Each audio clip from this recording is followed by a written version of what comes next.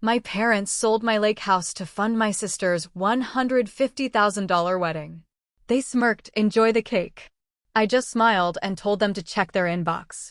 Their faces turned pale when they saw. I am Nadia, and for the last 12 years, I have made my living as an architect specializing in sustainable residential design. In my line of work, everything comes down to the foundation. You can build the most beautiful, elaborate structure in the world, featuring soaring vaulted ceilings, expensive imported marble countertops, and huge floor-to-ceiling glass walls. But if the foundation beneath the soil is cracked or unstable, the entire thing will eventually collapse. I always thought that undeniable principle only applied to physical buildings made of steel, wood, and concrete. I had absolutely no idea that it applied just as ruthlessly to human relationships, or that the people who gave me life would be the ones to take a sledgehammer to the very bedrock of my existence.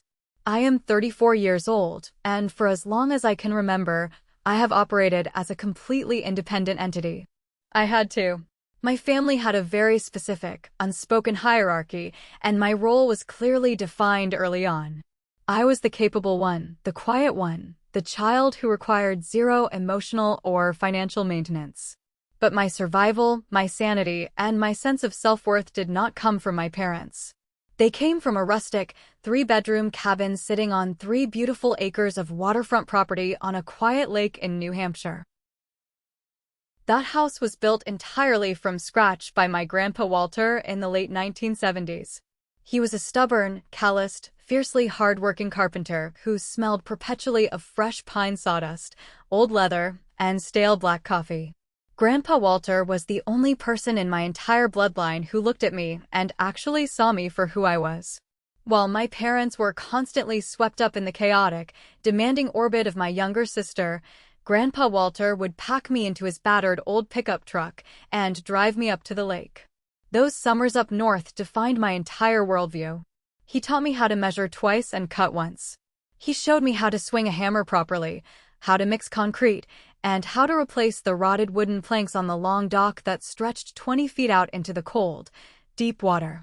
We spent countless quiet hours inside the musty boathouse, fixing up the motor on his dented aluminum fishing boat, or just sitting on the back porch eating cold sandwiches and watching the heavy summer thunderstorms roll in over the distant mountains. The lake house was not fancy by any modern standards. There was no reliable cellular service, the internet connection was practically non-existent, and the ancient hot water tank only held enough for 2 very quick showers. But to me, it was a palace. It was the only place in the entire world where I did not feel like a ghost wandering through my own family. The house featured a massive, hand-laid stone fireplace that went all the way up to the vaulted ceiling, taking Grandpa Walter 3 whole summers to complete. There were thick, exposed cedar beams that gave the living room a permanent, earthy scent that instantly lowered my blood pressure the second I walked through the front door. Through the panoramic front windows he had installed, you could see the sun reflecting off the water, creating a blinding, beautiful golden glare every morning at dawn. I spent every single summer there from age 5 until the day I left for college. Even after I moved to Boston, got my degree, and started my own architectural firm, I would drive up to New Hampshire whenever the crushing pressure of the city or my family became too much to bear.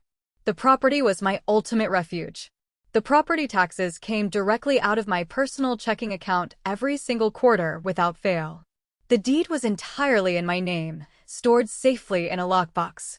I thought that because my name was officially on the legal county documents, my sanctuary was untouchable. I believed that property rights, county clerks, and the strict letter of the law would protect me from anything, even the greed of my own flesh and blood. I was horribly wrong. The betrayal did not happen overnight in some sudden fit of rage.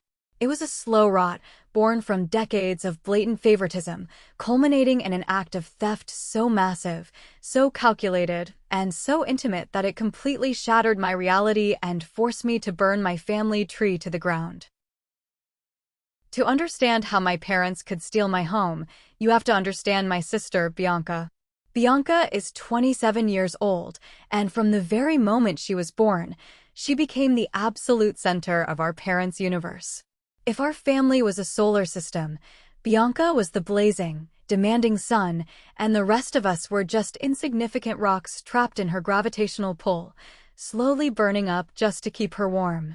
She was the pretty one, the highly social one, the one who constantly needed things, and more importantly, the one who made my parents feel desperately needed. My mother, Margaret, and my father, Gregory, thrived on the constant drama Bianca created. I was the self-sufficient one, which meant I was practically invisible. The unwritten rule in our household was simple: resources flow toward Bianca, and Nadia should understand and step aside. I remember a specific, pouring rainy night when I was 19 and Bianca was barely 16. She had gotten her driver's license just 3 months prior. At 2 o'clock in the morning, the house phone rang, shattering the silence. Bianca had crashed her nearly brand-new sedan into a decorative brick wall outside a country club because she was texting her friends while driving. My parents rushed out into the storm, panicked and crying. Thankfully, she was not hurt at all, but the car was completely totaled. I remember sitting at the kitchen table an hour later, watching them bring her inside. My mother immediately wrapped her in a thick woolen blanket, brewing her chamomile tea, constantly kissing her forehead, while my father immediately started making calls to his insurance agent, loudly assuring Bianca that it was not her fault, that the road was just too slippery, and that the city was to blame for poor lighting. Exactly 2 weeks later, a shiny new luxury sports utility vehicle was parked in our driveway. My parents had dipped heavily into their savings to buy it for her outright because they felt she needed a larger, safer vehicle to recover from her emotional trauma. Meanwhile, that exact same college semester, I was working 2 grueling part-time jobs. I worked a morning shift at a campus coffee shop and took late-night shifts at a local 24-hour diner just to afford my heavy, specialized architecture textbooks and the expensive drafting software required for my major. When I asked my father if he could loan me $400 for my supplies, promising to pay him back by the first of the month, he sighed heavily. He looked at me with this exhausted, burdened expression and said that things were very tight right now with my sister's new car payments. He told me I was strong and capable and that I would figure it out like I always did. That became the permanent mantra of my life. You will figure it out. When Bianca wanted expensive private ballet lessons, my parents magically found the thousands of dollars required. When I wanted to attend a prestigious summer architecture camp that cost $800, I was told to count my babysitting money. Despite this profound, maddening imbalance, I managed to build a successful career. I put myself through school, secured competitive internships purely through grinding hard work, and eventually opened my own respected firm. My parents acknowledged my success with a sort of mild, detached surprise, almost as if they had not expected me to amount to anything without their financial backing. Bianca, on the other hand, bounced endlessly from job to job. She worked briefly at a high-end boutique, then tried real estate for a few months, and most recently called herself a social media coordinator for a local bakery. None of these jobs lasted more than 6 months because she always found a reason why the managers were too demanding or the pay was beneath her unique talents. Throughout her 20s, my parents subsidized her expensive rent in downtown Boston, paid off her maxed-out credit cards multiple times, and never once questioned her poor choices. To them, Bianca was just a free spirit finding herself. To me, it was glaringly obvious that she was an adult woman completely incapable of functioning in the real world. But I kept my mouth shut. I stayed in my lane, focused entirely on my blueprints, and took refuge in the lake house whenever the toxicity of my family dynamics became too suffocating. The fracture in our family truly began 6 years ago, when Grandpa Walter suffered a massive heart attack and passed away in his sleep. It was a devastating, world-altering loss for me. I felt like the only person on earth who actually anchored my soul had been abruptly ripped away. We held the funeral, which my mother somehow turned into a bizarre social networking event, and 3 days later, we were all called into the dark, wood-paneled office of Grandpa Walter's estate lawyer to read the final will. I vividly remember the smell of that office. It smelled like rich leather polish, old paper, and stale cigar smoke. The lawyer sat behind a massive walnut desk, a heavy brass grandfather clock ticking loudly in the corner of the room. Everyone in the room assumed the lake house, which had appreciated significantly in value over the decades, would simply be divided evenly among the grandchildren or sold off immediately so my parents could distribute the cash. My father, Gregory, was already sitting there with this look of quiet, greedy anticipation. I could practically see him calculating the potential real estate commission and the net profit in his head, already deciding how to spend the money. But Grandpa Walter had always been a man who saw right through people. When the lawyer cleared his throat, adjusted his reading glasses, and reached the section regarding the New Hampshire property, the temperature in the room seemed to plummet. He read the words clearly and deliberately to my granddaughter Nadia, who truly appreciates the value of hard work, quiet strength, and the beauty of solitude. I leave my lake house, the surrounding 3 acres of land, and all its contents entirely to her, in the sincere hope that she will always find the same lasting peace there that I did. The silence that followed was absolutely deafening. The look on my parents' faces was one of absolute, unadulterated shock. It was as if someone had physically slapped them both across the face. My mother was the first to recover her composure. She plastered on a tight, artificial smile that completely failed to reach her cold eyes. She leaned over, patted my knee aggressively, and said how wonderful it was, adding that I always was Walter's favorite. The words were technically congratulatory, but her tone was dripping with venom. It strongly suggested that I had somehow manipulated a dying old man, that I had cheated my way into this massive inheritance behind their backs. My father simply stared at the floor, his jaw clenched so tightly I thought his teeth might shatter. He looked deeply disappointed and visibly angry at the sudden loss of a massive financial windfall he felt entitled to. Bianca, who was 21 at the time, did not even try to hide her bitter entitlement. She scoffed loudly, crossing her arms over her chest like a petulant toddler. She complained that the property was worth an absolute fortune now, demanding to know why he would give the whole thing to me when she supposedly spent just as much time there as I did. That was a categorical, laughable lie, and everyone in that room knew it. Bianca absolutely hated the lake house.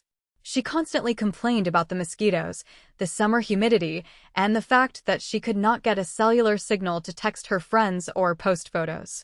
She had always found the quiet boring after a single day, throwing tantrums until my parents packed up the car early to return to civilization where she could shop and socialize. I did not apologize to any of them. I signed the necessary legal paperwork, paid the transfer taxes out of my own pocket, and officially took ownership of the only place on earth that felt like a true home. For the next 6 years, I maintained the property myself. I paid thousands of dollars for a brand new roof, upgraded the ancient plumbing system, and faithfully paid the property taxes every single quarter. To my family, the topic of the lake house became completely taboo. We simply did not talk about it. It was the giant, silent elephant in the room during Thanksgiving and Christmas dinners. But beneath the polite, forced surface, I could feel their bitter resentment simmering. I just never imagined that their resentment would eventually curdle into criminal desperation. The ticking time bomb of our fragile family dynamic finally armed itself 3 years ago when Bianca met Julian. When my parents were first introduced to Julian, they were absolutely thrilled, practically tripping over themselves to impress him. Julian came from a family with established, generational wealth. He worked as a junior executive at his father's boutique investment firm and carried himself with the kind of effortless, polished arrogance that my mother found absolutely intoxicating. He seemed, on paper at least, entirely capable of maintaining the lavish, high-maintenance lifestyle that Bianca firmly believed she deserved by birthright. However, what my parents either failed to notice or deliberately chose to ignore was that Julian shared Bianca's fatal tendency toward catastrophic financial irresponsibility. He drove a $100,000 imported sports car, wore custom-tailored Italian suits, and took Bianca on lavish weekend vacations to Aspen and St. Bart's. But he lived in a downtown penthouse apartment that he was clearly struggling to afford, and he constantly complained about minor expenses like gas prices or restaurant tips. He was a man drowning in credit card debt to maintain an illusion of extreme wealth, and Bianca was more than happy to help him spend money he did not actually have. When they officially announced their engagement last year, the madness truly began. Bianca immediately dove into planning what she openly called her dream wedding, insisting it would be the social event of the century. Initial discussions over Sunday dinner involved somewhat reasonable venues and a modest guest list. But within a matter of weeks, her vision expanded into a terrifying financial black hole. The guest list swelled rapidly from 100 close friends and family to over 300 people, many of whom were Julian's wealthy business contacts that my parents felt desperate to impress. The charming, affordable local country club was abruptly canceled and replaced by an exclusive, historic resort estate an hour outside the city. The simple white dress she originally pinned on her inspiration board became a $15,000 custom designer gown that had to be flown in directly from France. I was genuinely happy for my sister at first. Despite everything, she was my blood. I wanted her to have a beautiful day. I even offered to help with the planning, suggesting that the lake house could be a gorgeous, rustic venue for the rehearsal dinner, or at least a beautiful location for their pre-wedding engagement photos. Bianca politely but firmly declined, stating she needed a much more glamorous, upscale setting. As the wedding budget skyrocketed, I could see the physical toll it was taking on my parents. I knew they were comfortable, but they were certainly not multimillionaires. Yet, they refused to tell Bianca no. During one particular Sunday dinner, after listening to Bianca demand imported white orchids for every single table, I pulled my father aside into the kitchen. I told him I knew things were getting out of hand, and I offered to write them a check for $3,000 to help cover the catering deposit, even though it would seriously strain my own personal savings for the month. My father looked at me, his pride flaring up instantly. He puffed out his chest, his face flushing red, and waved his hand dismissively. He told me that my offer was very generous, but totally unnecessary because they had everything completely under control. He looked me dead in the eye and said that my sister only gets married once, that they wanted her day to be absolutely perfect, and that they were not going to compromise on her happiness over a few dollar signs. I put my checkbook away, assuming that they had perhaps dipped into their retirement accounts or taken out a small personal loan from the bank. I had absolutely no idea that my father's arrogant dismissal was the cover for a much darker, much more devastating financial strategy that was already in motion. I drove back to my apartment that night feeling a strange mix of relief and anxiety. Relief that my hard-earned savings were still safe in my bank account, but deep anxiety about the sheer scale of the financial cliff my parents were willingly driving off. I vividly remember sitting on my couch, looking at a framed photograph of the lake house I kept on my coffee table, feeling incredibly grateful that Grandpa Walter had protected me from this madness. I felt secure knowing that no matter how much debt my parents racked up for imported orchids and vintage champagne, my sanctuary in New Hampshire was legally untouchable. That false sense of security was exactly what they were counting on. They knew I trusted the system, and they used my independence as a blindfold while they quietly dismantled my life behind my back. 6 months before the wedding, the subtle red flags began waving, though I initially brushed them off as mere wedding stress. The atmosphere at my parents' house became incredibly thick with unspoken tension. My father, who usually loved to boast loudly about his mid-level corporate successes and his stock portfolio, became extremely vague and highly irritable whenever the topic of finances came up.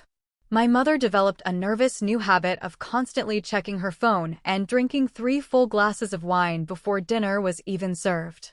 Meanwhile, Bianca's social media feeds transformed into an obnoxious, daily showcase of extreme extravagance. There were professional sample photos from her chosen wedding photographer, who I later found out charged an astronomical $18,000 just for a basic weekend package. There were weekly updates about custom-engraved crystal invitations, elaborate floral installations, and monogrammed silk napkins. Then, The bizarre inconsistencies started directly affecting me. During a casual phone call with my mother, I mentioned that I was planning to take a long weekend and drive up to the lake house to do some seasonal maintenance on the roof and check on the property before winter set in. My mother's voice suddenly went up an octave. She spoke much faster than usual, breathlessly telling me that I really did not need to bother with that. She claimed my father had actually hired someone to go up there and look after things for the season. I frowned deeply, holding the phone away from my ear for a second. I told her that made absolutely no sense, considering I had been working with old Ted the handyman for 5 solid years, and I had never asked Dad to hire anyone for my property. My father suddenly yelled from the background, sounding incredibly tense, claiming it was just someone new from a property management company because Ted had retired. That was a blatant lie. I had spoken with Ted just 2 months earlier, and the man had absolutely no plans to retire. I made a mental note to call Ted the very next morning. When I did, his number went straight to a generic, automated voicemail. I tried again later in the week with the exact same result. A cold prickle of unease started forming in the pit of my stomach. Around the exact same time, I went over to my parents' house for a quick lunch and noticed something missing. For years, there had been several framed family photos on their living room mantelpiece, specifically photos that included the lake house in the background. They were all completely gone, leaving clean rectangles on the dusty shelf. When I pointed it out, my mother nervously wiped down the spotless kitchen counter and claimed they were all at a shop being reframed for the wedding display. Then came the banking alerts. On a random Tuesday afternoon, I received an urgent security notification from my primary bank. There had been 3 failed attempts to access my online savings account, all using an incorrect password. The attempts originated from an IP address I did not recognize. I immediately called the bank's fraud department, locked the account, and changed all my security questions. I assumed it was just a random internet scammer trying to hack my information. I also realized I had not received my quarterly property tax statement in the mail. Usually, it arrived like clockwork in the first week of the month. I told myself it was just a frustrating postal delay. I was desperately trying to rationalize all these scattered breadcrumbs, stubbornly refusing to see the terrifying, devastating trail they were forming right in front of my eyes. I sat at my drafting desk, staring blankly at the blueprints on my monitor. The missing photographs, the lie about the handyman, the bank alert, the missing mail. It felt like someone was methodically trying to erase my connection to the lake house. But why? My parents had no legal rights. They did not have the keys or their names on the deed. I convinced myself my father was just being controlling, perhaps trying to figure out the property's value so he could ask me to take out a loan against it to pay for Bianca's $18,000 photographer. I decided I would confront him after the bridal shower, completely unaware that my sanctuary had already been sold from under me. The true scale of the deception began to reveal itself at Bianca's bridal shower, an event so ostentatious it felt like a tasteless parody of wealth. It was held in a private, glass-enclosed botanical garden downtown. Waiters in white gloves circulated through the room with silver trays of champagne, and there was a literal harpist playing classical music in the corner. Bianca sat in a high-backed wicker chair, surrounded by a mountain of presents, wearing a diamond tennis bracelet that I had never seen before. When one of her bridesmaids complimented it, Bianca giggled, held up her wrist, and loudly declared it was just a little early wedding gift for Mom and Dad. I watched my parents closely from across the room. They were smiling, accepting the lavish praise from Julian's wealthy family members, but their smiles looked incredibly strained, like tight masks glued to their faces. The following week, Bianca announced on social media that she and Julian had upgraded their honeymoon. Instead of a week in Hawaii, they had booked a 3-week luxury tour of Bali and the Maldives, staying exclusively in overwater bungalows with private butlers. 3 days later, she pulled up to my apartment building in a brand-new, top-of-the-line luxury sedan, claiming it was Julian's extravagant wedding gift to her, even though I knew for a fact Julian's credit cards were completely maxed out. The theory that Julian's family was secretly footing the bill completely fell apart the very next evening. I was at a high-end local restaurant picking up a takeout order after a grueling 14-hour day at the firm. I spotted Julian sitting at the bar waiting for a table with one of his groomsmen. I walked over just to be polite and say hello. When Julian saw me, his eyes lit up and he practically jumped off his bar stool, giving me a massive, uncharacteristic hug. He beamed loudly, announcing that I was exactly the person he wanted to see and that he had not had a proper chance to thank me in person. I took a step back, thoroughly confused, and asked him what on earth he was thanking me for. Julian took a sip of his expensive scotch and loudly thanked me for my incredibly generous contribution to the wedding budget. He said Bianca had told him how much it meant to her to have my full financial support and that stepping up like that was amazing. He literally told me the fireworks display was going to be epic because of my money. I stood there, completely frozen, holding my paper bag of takeout food. My mind went entirely blank. My financial support? The $3,000 my father had arrogantly rejected? Julian must have seen the utter bewilderment and panic on my face. His confident smile faltered instantly. He looked incredibly uncomfortable, suddenly realizing he might have stepped on a massive landmine. He stammered quickly, looking away, claiming he must have misunderstood something Bianca told him. He told me to forget he said anything and practically sprinted back to his friend. I walked out to my car, my heart pounding a frantic rhythm against my ribs. A sickening sense of pure dread washed over me. The very next morning, while I was staring at my computer screen, unable to focus, my cell phone rang.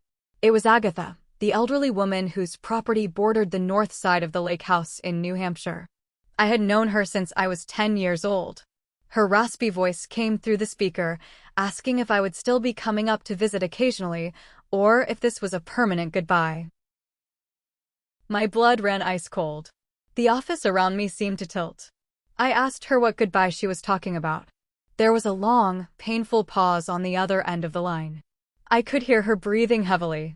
She whispered, sounding terrified, that she thought she had spoken out of turn. She mentioned the new owners, the folks who moved in yesterday, and suggested I should call my parents. Before I could demand an explanation, she hung up. I immediately dialed the lake house landline. A robotic operator voice stated that the number was no longer in service. Have you ever felt that sickening, free-falling drop in your stomach when you realize the people you trust most in the world have been lying right to your face? If you have, hit that like button, subscribe to the channel, and leave a comment below with the name of the city you are living in. Every comment helps this video reach more people. Thank you so much. Keep watching, because my nightmare was just beginning. The moment the robotic operator voice told me the landline was disconnected, my entire world narrowed down to a single, terrifying pinpoint. I did not call my parents. I did not call my sister. I knew that if I asked them directly, they would just feed me another layer of suffocating lies. I needed to see it with my own two eyes. I walked straight into my boss's office, told him I was dealing with a severe family emergency, and walked out. I got into my car and began the 3-hour drive from Boston up to the quiet lake in New Hampshire. That drive was absolute torture. My mind raced through 100 different scenarios, desperately trying to find a logical, innocent explanation. Perhaps my parents had illegally rented out the lake house to help pay for the wedding without telling me. That would be a massive violation of my trust, but it was something that could be fixed.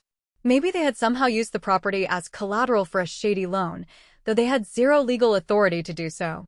The worst-case scenario, that they had actually sold my sanctuary, seemed far too cartoonishly evil to contemplate. I gripped the steering wheel so hard my knuckles turned white, silently reciting the facts to ground myself. My name was on the deed. I paid the taxes. The law was on my side. As I finally turned onto the familiar, winding gravel road leading to the lake house, my stomach dropped. I immediately noticed deep, fresh tire tracks carved into the mud, much wider than any normal vehicle. The old, beautifully carved wooden sign reading Walter's Rest that had hung at the entrance for decades was completely gone, leaving only empty iron hooks swinging in the breeze. Then I saw it. A massive, commercial moving truck was parked right in the middle of my driveway. My brain bizarrely tried to protect me one last time. My first thought was that someone was delivering new furniture. Maybe my parents had decided to surprise me with new couches for the living room, even though that would be wildly out of character. But as I pulled my car closer, I saw people carrying heavy cardboard boxes out of the house, not into it. A middle-aged couple stood in the driveway, holding clipboards and directing the movers. The woman was pointing toward the boathouse, while the man checked something off a list. Neither of them was anyone I recognized. I parked my car haphazardly on the grass, my legs shaking so violently I could barely stand. I approached them, trying to keep my voice from cracking. I loudly asked what was going on, firmly stating that this was private property. The woman turned to me with a warm, friendly smile. She asked if I was from the neighborhood, completely oblivious to the panic radiating off me. I shook my head, my voice rising. I told her no, this is my house. I told her my name is Nadia, and this property belongs entirely to me. The couple exchanged highly confused glances. The man stepped forward, extending his hand politely. He introduced himself as Mr. Henderson and his wife. He looked at me with genuine pity and said there must be some terrible mistake because they had purchased this property 3 weeks ago and they had officially closed on it last Friday. My legs nearly gave out beneath me. The gravel driveway seemed to spin. I told him that was literally impossible. I told him I never sold this house, that I was the sole owner, and there had to be a massive misunderstanding. Mr. Henderson looked very concerned now. He walked over to the front seat of his car and retrieved a thick, manila folder full of legal documents, which he gently handed to me. He said, "Here are all the official sale papers." He told me they bought it from Gregory and Margaret and asked if they were relatives of mine. Hearing my parents' names come out of this stranger's mouth felt like taking a bullet to the chest. My parents. They had sold my house, my sanctuary, my only piece of Grandpa Walter, without my knowledge, without my consent, and without a single shred of remorse. I stood there in the driveway, holding the manila folder, realizing that the people who were supposed to protect me had just orchestrated the ultimate, unforgivable betrayal. I flipped through the thick stack of legal documents with violently trembling hands. Every single page felt like a physical blow to the stomach. The paperwork was official, stamped, and thoroughly detailed. I saw the agreed sale price printed clearly, $375,000. That was at least $150,000 below the actual market value of the property. They had orchestrated a rushed, desperate fire sale, severely undercutting the price just to attract a buyer willing to pay in pure cash. But the absolute worst part, the detail that made my blood run completely cold and the air leave my lungs, was on the final transfer deed. There, on the dotted line, was my signature. Or rather, a clumsy, pathetic imitation of it. I traced the blue ink with my index finger. The loop on the letter N was entirely wrong, and the angle of the D was completely unnatural. I stared at it until my vision blurred with hot tears. I looked up at the Hendersons, who were watching me with expressions of mounting horror. I managed to force out a whisper, telling them that this was not my signature, that I had never signed these papers, and that I had never agreed to sell my grandfather's property. Mrs. Henderson covered her mouth with her hand, looking physically sick. She told me they had absolutely no idea that the sale went through a real estate broker and that they had already sold their previous home to move here. I handed the heavy manila folder back to Mr. Henderson. I struggled to maintain some shred of composure, apologizing to them, but stating firmly that I needed to speak with my attorney immediately because my parents had no legal right to sell my home. I somehow managed to turn around, walk back to my car, and lock the doors before the breakdown finally hit me. I sat behind the steering wheel and sobbed uncontrollably, slamming my fists against the dashboard until my hands bruised. I stared through the windshield at the rustic wooden house that had been mine yesterday, the place where Grandpa Walter had taught me how to measure wood, and watched complete strangers carry their boxes into my living room. I knew I was in no condition to make the 3-hour drive back to Boston. I was shaking too hard, and my mind was dangerously fragmented. Instead, I drove 5 miles down the highway and checked into a cheap, run-down roadside motel. The room smelled like stale cigarette smoke and cheap bleach, but I did not care. I sat cross-legged on the sagging mattress, opened my laptop, and connected to the spotty motel internet. I needed answers, and I needed them immediately. I went straight to the county records website and paid the small fee to pull the public property history. Sure enough, the sale was officially recorded 3 weeks earlier. But my architectural background had taught me to always look for the structural weak points. How did they hide the property tax notifications and the utility bills from me? I dug deeper into the county portal and finally found it, a change of address form filed 2 months ago, redirecting all official mail concerning the lake house directly to my parents' home address in Boston. It was a masterpiece of premeditated deception. This was not a sudden mistake or a brief moment of panic over wedding bills. They had coldly calculated this. They had sat at their kitchen table, probably drinking wine, and plotted exactly how to steal my inheritance to fund a one-day party for their golden child. I spent that entire night awake in the dim glow of my laptop screen. I did not sleep a single minute. I watched the digital clock on my laptop change from 2 in the morning to 6 in the morning. With every passing hour, the crushing grief I felt slowly burned away, leaving behind something much colder, much harder, and infinitely more dangerous. By the time the sun came up, I was no longer the quiet, compliant daughter they had taken for granted my entire life. I closed my laptop, packed my bag, and walked out to my car. I was going back to Boston, but I was not going home to cry. I was going to war. I drove straight from New Hampshire to the sleek, glass-walled downtown Boston office of Valerie, a ruthless and highly respected civil litigation attorney who had previously helped my architectural firm draft complex corporate contracts. I walked into her office looking like a complete wreck, wearing the same clothes from yesterday, with dark bags under my eyes, but my voice was dead steady. I dropped my notes onto her polished mahogany desk and laid out the entire situation. Valerie listened in absolute silence, her sharp eyes scanning the digital copies of the forged deed I had managed to download. When I finished, she leaned back in her leather chair, took a deep breath, and said that what my parents did was not just unethical, it was a massive, multi-layered criminal enterprise. She immediately called in Desmond, a sharp-suited criminal defense and fraud attorney who shared her office space, to consult on the case. Desmond reviewed the timeline and shook his head in disbelief. He explained that a forged deed cannot legally transfer ownership, no matter how innocent the buyers are. He said the Hendersons were victims too, but ultimately, the law would return the house to me. The real issue was the notary. A legal transfer of real estate requires a licensed notary public to verify the identity of the person signing the document. My parents either found a horribly corrupt notary or they forged that part too. Valerie did not waste a single second. She immediately hired a private investigator who worked closely with their firm. Within 48 hours, the investigator tracked down the notary whose stamp was on the paperwork. It turned out to be a retired woman in her 70s who had surrendered her license 3 years ago. Her old stamp had been stolen by a shady real estate broker my father frequently played golf with. The retired woman was horrified and immediately signed a sworn affidavit stating she had never notarized those documents and had not seen my father in years.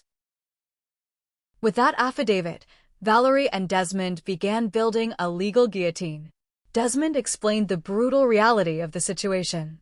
He told me that my parents had committed grand larceny, identity theft, and wire fraud. If we took this directly to the district attorney right now, they could potentially face several years in a federal prison. The thought made my stomach twist into painful knots. Despite the monstrous betrayal, the idea of seeing the people who raised me handcuffed and locked in a cell was incredibly difficult to digest. I want my property back, I told Valerie, staring out the floor-to-ceiling windows at the Boston skyline. I want every single penny they stole from me returned. But I need to handle the timing of this perfectly. Bianca's wedding is in exactly 3 weeks. Valerie looked at me, raising one perfectly plucked eyebrow. She asked if I was seriously going to let them go through with this extravagant wedding, using my stolen money, after everything they had done. I turned back to her and nodded slowly. I explained my strategy. If I detonated this bomb right now, the family narrative would instantly shift. The focus would be entirely on the chaos of the canceled wedding. My parents would cry, Bianca would have a massive breakdown, and somehow, through their twisted logic, I would be painted as the bitter, jealous villain who ruined her sister's special day. They would make themselves the victims. But if I wait until the day after the wedding, I said, my voice dropping to a cold whisper, there is absolutely nowhere for them to hide. The money will be spent. The guests will be gone. The fake narrative will be locked in. And then we dropped the hammer. Valerie actually smiled. It was a terrifying, deeply respectful smile. She completely agreed. For the next 3 weeks, we would quietly prepare all the emergency injunctions, draft the lawsuits, and build a completely airtight case. We would prepare the financial subpoenas to freeze their bank accounts. All I had to do was maintain my composure, smile for the cameras, and play the role of the supportive sister. It sounded simple, but walking back into my parents' orbit knowing what they had done in the dark was the hardest acting job of my entire life. The following weekend, I was forced to attend a lavish pre-wedding family dinner at my parents' house. Walking through their front door felt like stepping onto an alien planet. Everything looked exactly the same, but the entire foundation was completely rotten. The house was buzzing with wedding chaos. There were massive floral arrangements covering the dining table and caterers moving through the kitchen. I plastered a stiff, polite smile on my face and walked into the living room, gripping my purse so tightly my fingers ached. My mother spotted me and rushed over, her face glowing with artificial joy. She hugged me, a gesture that physically repulsed me, and thanked me for coming, loudly complaining about how stressful the final wedding preparations were. My father gave me a quick pat on the shoulder, avoiding direct eye contact, and immediately scurried back to the kitchen. I circulated through the room, sipping a glass of sparkling water, trying to remain invisible. But the evidence of my stolen lake house was absolutely everywhere. I walked past the study and heard my father talking loudly on his cell phone to the wedding planner. I stopped just outside the door, hiding in the shadow of the hallway, and listened. The planner was apparently concerned about a massive final invoice. I heard my father laugh, a booming, arrogant sound. He told the planner to absolutely go ahead and add the $20,000 for the extended midnight fireworks display. He confidently said that the house money easily covered the essentials, and they could just put the extras on their equity line of credit. Hearing him casually refer to my grandfather's legacy, my stolen sanctuary, as the house money, made bile rise in the back of my throat. I had to close my eyes and take deep, agonizing breaths to stop myself from walking into that study and throwing a heavy crystal vase at his head. Before I could recover, I was cornered near the dessert table by my Aunt Brenda. Brenda was my mother's older sister, a woman who thrived on family gossip. She grabbed my arm, her eyes shining with dramatic emotion. "Nadia, darling," Aunt Brenda gushed, leaning in close. "I just have to tell you how incredibly proud we all are of you. Your mother told me everything." I stiffened, keeping my expression entirely neutral. I asked her exactly what my mother had told her.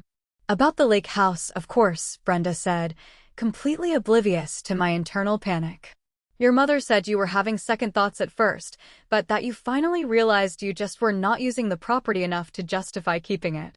Selling it to help fund Bianca's beautiful wedding, it is just the most wonderful, selfless sacrifice a big sister could make.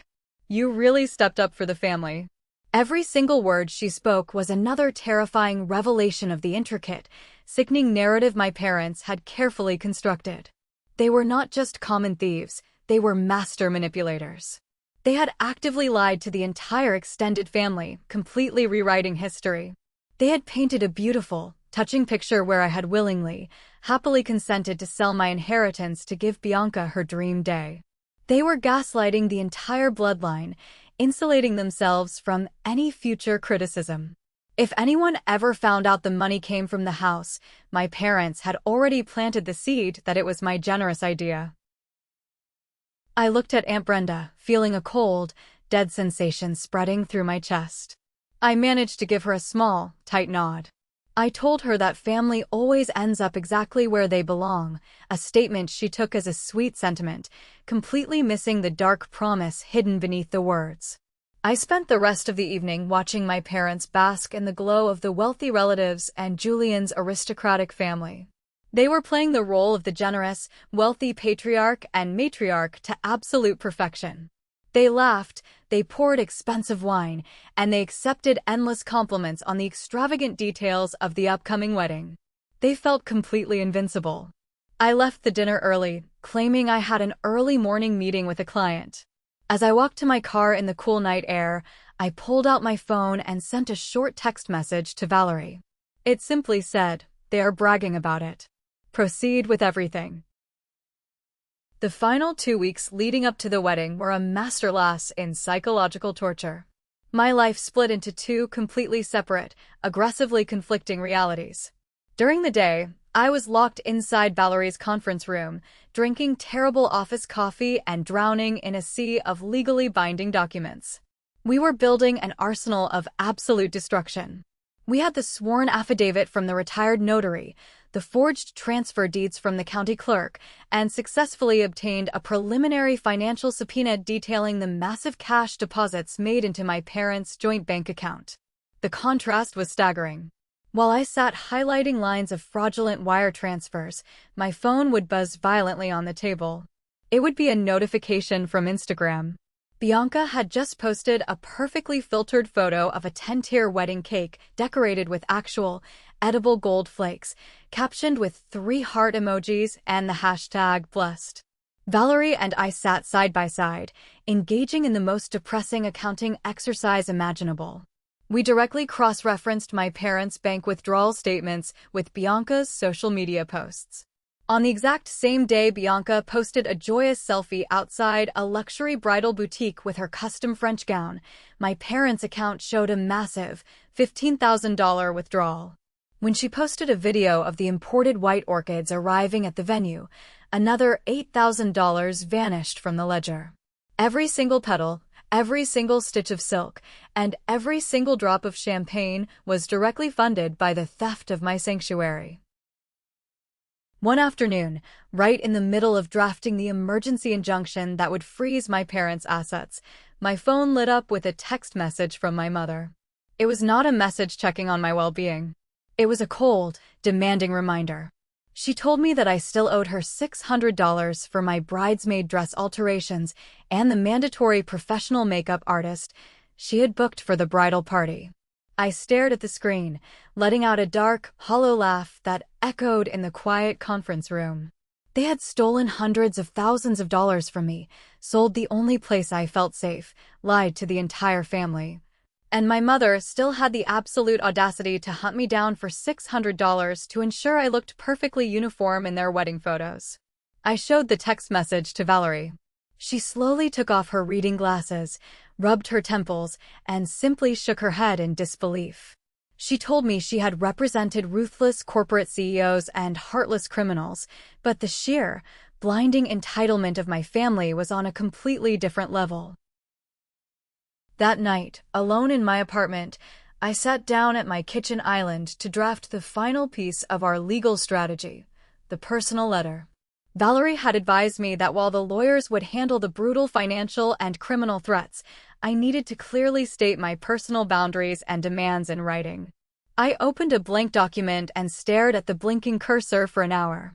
How do you adequately express the feeling of having your own parents tear down your life to build a temporary stage for your sister? I decided to keep it entirely factual and brutally direct. I typed, "Mom and Dad, what you did was not a misunderstanding. It was a profound, calculated betrayal and a federal crime. You forged my name. You stole Grandpa Walter's legacy. You lied to the family to cover your tracks. You prioritized a single day of celebration over my entire future. The attached legal documents outline the severe consequences of your actions. I am reclaiming my property, and I demand full financial restitution. There will be no negotiations, and there will be no family meetings without my attorney present. You wanted the perfect wedding. You got it. Now you will pay the actual price." I printed the letter, signed it with a heavy black pen, and slid it into the thick manila envelope alongside Valerie's terrifying legal notices. The trap was fully set. The guillotine was raised. All I had to do was survive 24 more hours of pretending to be the supportive, invisible older sister. The wedding day arrived with sickeningly perfect weather, as if even the universe was conspiring to give Bianca her flawless fairy tale. The ceremony took place at a grand, historic church, followed by the reception at the exclusive Rosewood estate. From the moment I arrived for the bridesmaid photos, I mentally cataloged the stolen money surrounding me. The vintage Rolls-Royce cars waiting out front, at least $5,000. The professional opera singer in the choir loft, another $3,000.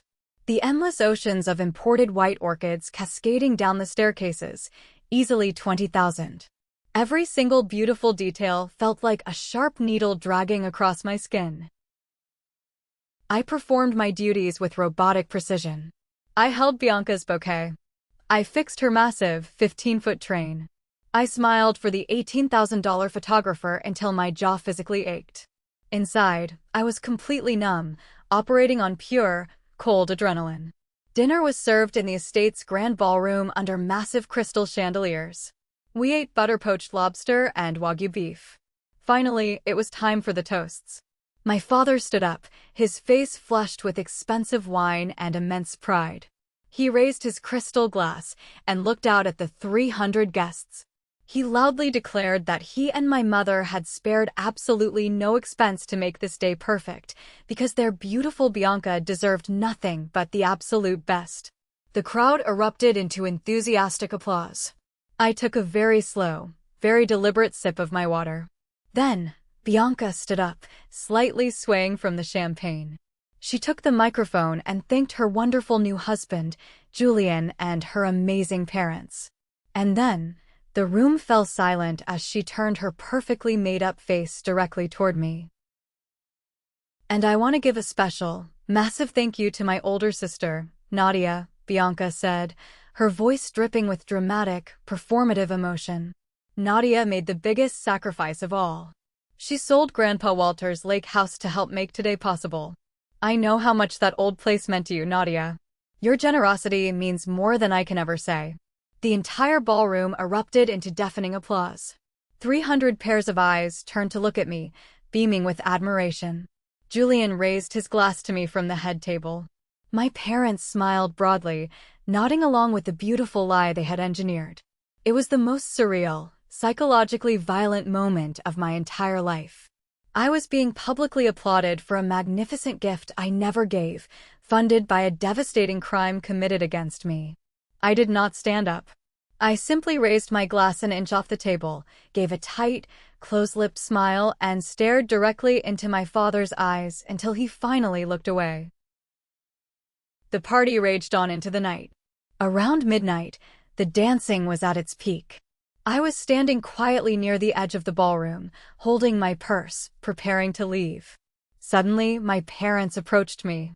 They were both holding half-empty champagne flutes, looking completely exhausted but utterly triumphant. My mother leaned in, smelling heavily of wine and expensive perfume. "You have been so quiet all day, Nadia," she slurred slightly. "Are you not having a good time?" I looked at her, my face completely blank. I told her it was a very elaborate wedding. My father puffed out his chest, completely misreading my tone. "The absolute best that money could buy," he bragged with a wide, arrogant wink. I stared at him. "Or the best a stolen lake house could buy," I replied, my voice perfectly level. My father laughed, a booming, careless sound, genuinely thinking I was just making a dry, sarcastic joke about the cost. He stepped closer, lowered his voice, and gave me a condescending smile. "Come on, Nadia. Do not be dramatic. It was for the family. Thanks for playing along today. Now go grab a slice. Enjoy the cake." They both turned to walk back to the dance floor, completely confident that they had won, that they had successfully manipulated me into silent submission. I took one step forward. "Mom, Dad." They paused and looked back over their shoulders. I smiled. It was the first genuine, deeply satisfying smile I had worn all day. You should really check your mail tomorrow morning. Enjoy the rest of the evening. I turned on my heel and walked out the heavy mahogany doors, leaving them standing there with matching expressions of sudden, profound confusion. The masquerade was finally over. The reckoning was about to begin. At exactly 9 o'clock the next morning, I was sitting in Valerie's office, drinking black coffee and watching the second hand on the wall clock sweep past the 12. Across the city, a bonded legal courier was walking up the driveway of my parents' house. He was carrying a thick, heavily sealed package containing the drafted lawsuits, the preliminary injunctions, the sworn affidavit regarding the forged notary stamp, the banking subpoenas, and my personal letter. At exactly 9:05, my cell phone sitting on the conference table lit up. The caller ID flashed my father's name. I let it ring. It went to voicemail. 10 seconds later, it rang again. Then my mother called. Then my father again. Over the next hour, my phone vibrated so continuously it nearly vibrated right off the edge of the table. By 10:30, the frantic text messages started flooding in. My father texted, "Nadia, what the hell is this? Call me immediately. There has been a terrible misunderstanding." A minute later, my mother texted, "Please answer the phone. You cannot do this to us. We are your family. You will ruin your sister's life." I did not respond to a single one. I sat there in absolute silence, feeling the heavy, suffocating burden I had carried my entire life finally lifting off my shoulders. By noon, the blast radius began expanding. My phone started showing incoming calls from Aunt Brenda, Uncle Marcus, and various other extended family members. My parents were clearly panicking, realizing they were legally trapped, and had immediately started calling the relatives trying to spin the story, trying to manage the narrative before it completely collapsed. But facts are stubborn things, and forged county documents do not care about family gossip. At exactly 1 in the afternoon, an unknown international number flashed on my screen. I knew exactly who it was. I swiped the green button and accepted the call. "What the absolute hell is wrong with you, Nadia?" Bianca screamed through the phone. She was calling from the airport in Bali. The connection was slightly delayed, but her sheer, unadulterated rage came through perfectly. "Mom and Dad are completely freaking out. They said you are suing them. Julian's credit card just got declined at the resort because Dad's accounts are frozen. How could you be so incredibly selfish on my honeymoon?" I kept my voice terrifyingly calm. I asked her if Mom and Dad actually told her exactly why I was suing them. Bianca scoffed loudly. "They said you suddenly changed your mind about helping with the wedding budget, and now you are just being a bitter, vindictive bitch trying to ruin my life." "Bianca," I said clearly, making sure she heard every single syllable. "They forged my signature. They illegally sold Grandpa Walter's house without my permission. They committed felony fraud and stole hundreds of thousands of dollars from me to pay for your orchids and your caviar. Did you know?" There was a long, hollow silence on the line. The background noise of the busy Bali airport seemed to fade away. Finally, her voice came back, sounding much smaller and incredibly defensive. She admitted she knew they used money from the lake house, but swore they told her I had willingly agreed to sell it as a massive wedding gift. I asked her if she seriously believed that I would voluntarily give up my only inheritance, my sanctuary, just to fund a one-day party for her. "It is not just a party," she sobbed, completely missing the point. "It is my future with Julian. And now Julian is furious, his parents are asking questions, and we have to fly home early. You are destroying everything." I felt absolutely zero pity for her. I told her that her marriage and her luxurious future had absolutely nothing to do with my stolen property. I told her that if she truly knew nothing about the forgery, my legal issue was not with her. But I reminded her that this massive disaster was entirely a situation of our parents' making, not mine. I told her to have a safe flight home, and I hung up the phone. The shockwave had officially hit. The destruction of the facade was complete. Now it was time to collect the debris. 48 hours later, I pulled into my parents' driveway. I was not alone. Valerie walked beside me, carrying a sleek leather briefcase, radiating the kind of cold, professional intimidation that costs $800 an hour.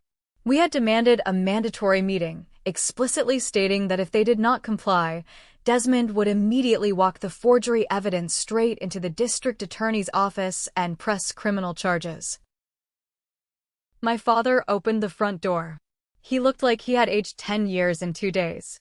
His face was pale, his eyes were bloodshot, and the arrogant posture he had displayed at the wedding was completely gone.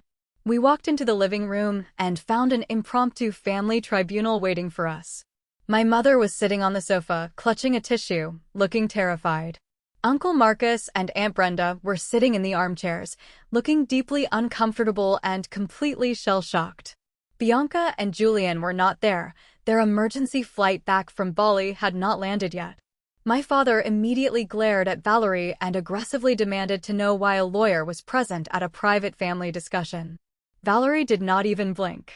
She calmly set her briefcase on the coffee table, looked my father dead in the eye, and informed him that this stopped being a private family discussion the very second he decided to commit federal wire fraud and forge legal real estate documents across state lines. The entire room fell into a suffocating, dead silence. Aunt Brenda gasped quietly, covering her mouth. My mother started crying, a desperate, messy sound. She leaned forward, pleading with me, saying there was a massive misunderstanding. She claimed they thought they had my implicit consent, and that they always planned to pay me back eventually. I looked at the woman who had raised me and felt nothing but cold pity. I asked her exactly how she planned to pay me back. I asked if there was a payment schedule, or if she was just hoping I would never drive up to New Hampshire and notice my house was missing. Neither of them answered. They just stared at the floor. I opened my laptop, grabbed an HDMI cable from the entertainment center, and connected it directly to their massive, expensive television screen. I told them I was going to show everyone exactly what happened, so there would be no more room for their pathetic lies. For the next 30 minutes, Valerie and I delivered a brutal, undeniable presentation. We displayed the forged deeds on the big screen. We showed the sworn affidavit from the retired notary proving the stamp was stolen. I pulled up the bank statements, highlighting the exact moments the stolen cash was wired out to pay for Bianca's custom dress, the luxury resort venue, and the $20,000 fireworks display. I even showed the illegal change of address form they had filed with the post office to hide the property tax bills from me. When the screen finally went black, Uncle Marcus was staring at my father with utter disgust.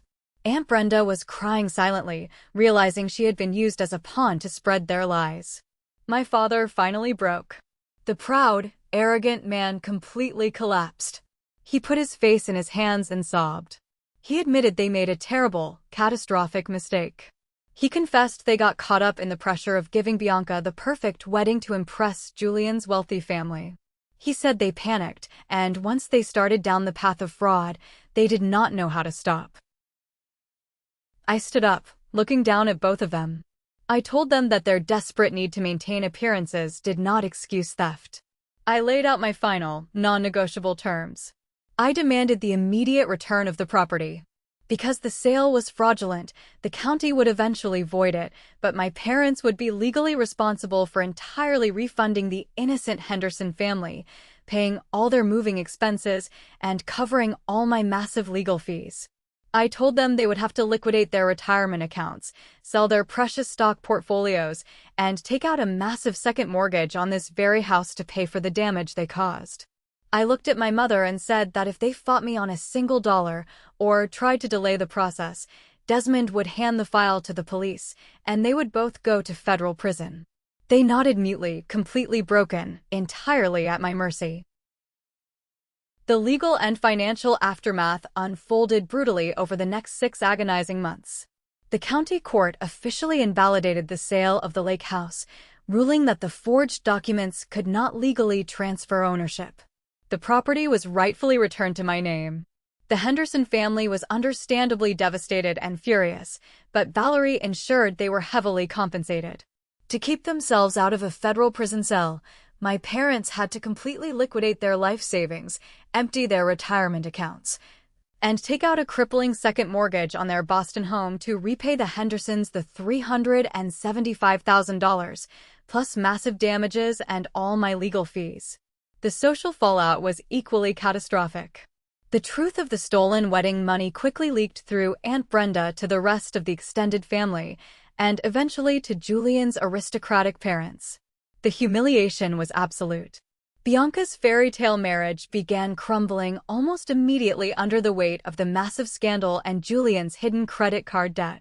They ended up moving out of their expensive downtown penthouse and into a tiny, cramped apartment. My parents, now drowning in severe debt and publicly shamed, practically became recluses in their own home. The first time I drove back up to New Hampshire after regaining legal possession of the property, the air felt different. I parked in the gravel driveway and walked up to the front porch. The Hendersons had moved out, leaving the house empty and silent. I unlocked the heavy wooden front door and stepped inside. The familiar smell of cedar beams and the massive stone fireplace greeted me like an old friend. It was an incredibly complicated emotional moment. The physical space was finally mine again, but the spiritual foundation had been severely tested.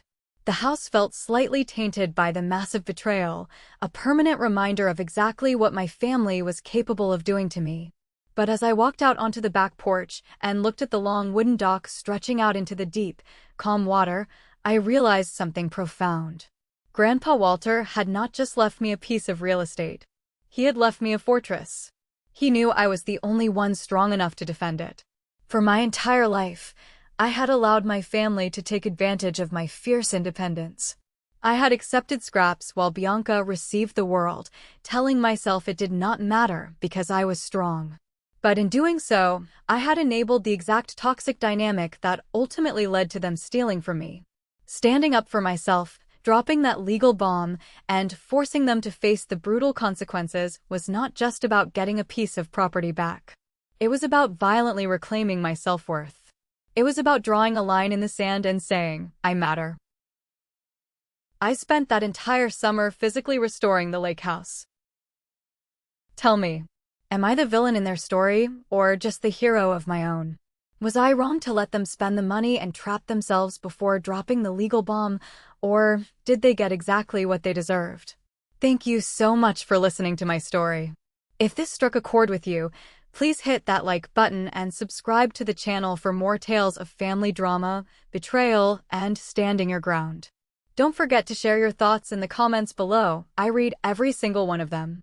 See you in the next video.